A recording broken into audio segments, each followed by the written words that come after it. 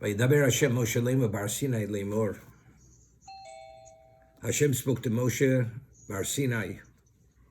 Leave that for a moment. Why is this more than Sinai? Anything else is Sinai? The whole Torah was given at Sinai. But here the Torah speaks about Shemitah, which is known as the sabbatical year. Daber el b'nei Yisrael v'marta lehem ki savo el oretz asher ani nosein lochem. When you come to the land that I'm giving to you, v'shov sohor Shabbos l'Hashem. The land should rest, should remain fallow, meaning you should refrain from agricultural activity, Shabbos l'Hashem. And the value of this refrain, it's Shabbos l'Hashem. So Rashi says, in Posuk Beis, Shabbos l'Hashem, l'Shem Hashem, that the value and the purpose of the sabbatical, the Shemitah, is Shabbos l'Hashem, B'Shem Shenim b'Shabbos Bereishis. As Shabbos Bereishis, meaning the Shabbos, which we observe every 7 days, is Shabbos l'Hashem. The Shemitah is also Shabbos l'Hashem. It's the same concept. What is that all about?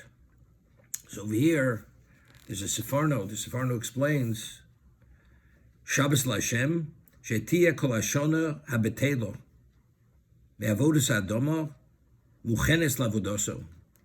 That the year that we refrain from agricultural activity, it should be muchenes lavodoso. It should be prepared and should be designated to serve Him. How do you serve Hashem? Torah mitzvahs. Kemo shekiven b'Shabbos Bereishis komro Shabbos l'Hashem Elokecha. It says regarding Shabbos Bereishis, that means the initial Shabbos that we observe to commemorate creation, which is Shabbos l'Hashem. Identically, the Shemitah, the sabbatical year, we work 6 years. We're engaged in agricultural activity. The 7th year, Shabbos l'Hashem. Now, it's interesting. Shemitah only has relevance only in Eretz Yisrael. Outside Eretz Yisrael, you can work continuously. Agricultural activities permitted. It's only specifically in Eretz Yisrael. Now, the produce of Shvius, the produce of the sabbatical year, is ownerless. God says you work the land for 6 years. The 7th year is ownerless, as we'll see later. Not only you're not permitted to engage in agricultural activity, you have to leave it for whoever chooses to come into your field to take that produce that grows. Whether you cultivated it, whether it grows by itself, you're not considered, it's the equivalent of not considered the owner. It's Shabbos, and that Shabbos, that goes into Shabbos l'Hashem. And the Gemara later says, it's kili oretz. Even when you sell a field, a piece of property in Eretz Yisrael, maximum you can't sell more than 49 years. The 50th year, all properties that are sold return to the original owners. If you want to sell it beyond 49 years, you can't. Why? So later the Pasuk will say kili kol oretz, because the land is mine. Meaning it's like a lease. Although we have a right and we possess the land for 49 years, you only have selling rights to transfer usage of that land for 49 years. More than 49 years you can't go, maximum. 50th year is kili oretz. Now we all know, we discussed it in the past, that 8 always connotes supernatural. Creation is 7 days, 7 days of creations. So whenever we speak about teva is natural, it's always 7. 8 always connotes it's beyond the 7, that's supernatural.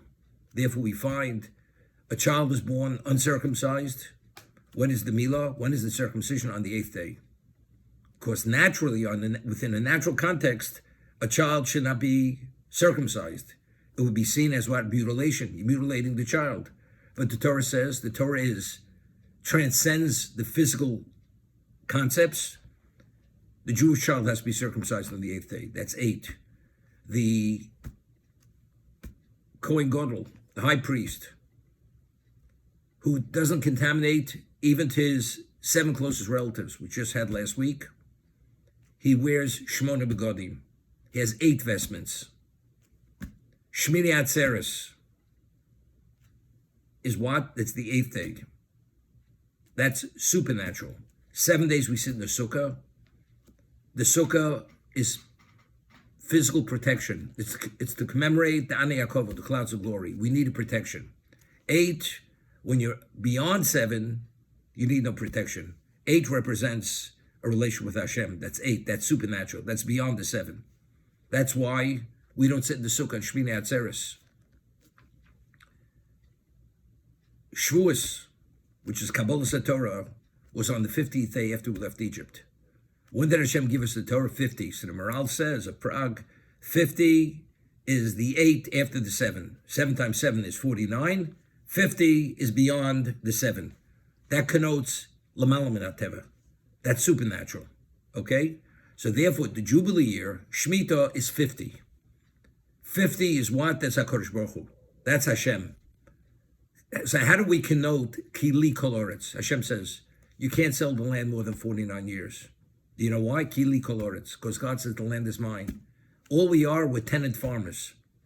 We have a tenant farmer contract with Hashem.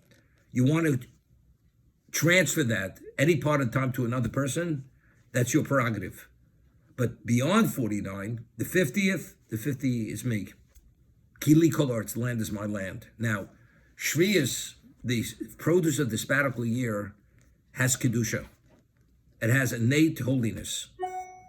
And the laws which pertain to this, it has to be consumed in a certain way. You can't just destroy it. The produce of Shvius, it has Kedusha. After a certain period of time, it has to be discarded. You're not permitted to eat it any longer. After a certain period of time, the produce of Shvius. The produce of Shvius, you can't transfer that Kedusha off of it. Normally, if you consecrate something, you're able to transfer it onto, for instance, Maaseh Sheni. Maaseh Sheni, that's the second 10% you take from the produce of Eretz Yisrael, you tithe.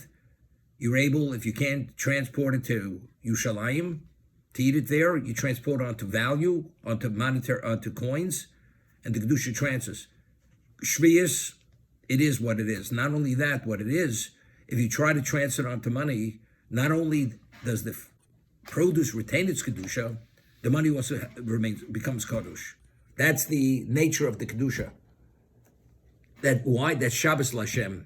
The 7th year you have to dedicate for Hashem, as the Siforno writes, just as Shabbos, Bereshis, the first Shabbos, is Muchenes Lavodoso, it was designated, and it has a capacity to serve him. Why? As we discussed in the past, because what Shabbos Bereshis? Why Shabbos is Mein Olam Haba? Shabbos is a semblance of the world to come. So therefore, Shemitah, the sabbatical year, has a semblance of that also. And therefore, because it has a semblance of that, it's Shabbos Lashem. There, as a result of that, you're not permitted to work the land. You know, we mentioned in the past the Rabbi Yehuda Chosid, the Minhag Ashkenaz, is we say Yikum Purkan on Shabbos. Sfarim don't say Yikum Purkan. Why do we say Yikum Purkan? We're asking Hashem, there should be a Purkan, there should be like a salvation for us from heaven to give us that we shouldn't be impacted negatively, health-wise, sight-wise, children-wise, livelihood-wise. Why all of a sudden are we introducing this on Shabbos? So he explains that what is Shabbos? Shabbos is when the Shekhinah, when God's presence comes into this existence. If the king is coming to your home and a person is preoccupied with his minutiae of life, it's the ultimate disrespect. If a person is even mentally distracted, it's a disrespect. Here, the king is coming. You should be fully enthused and privileged. The Melech, the creator, is here. How are you distracted? How are you not excited? How are you not upbeat? If you're not upbeat, that means you don't truly value Hashem's presence. For that, a person deserves to be punished. God forbid, chas v'sholom. Compromised health, eyesight, parnosa, children, everything.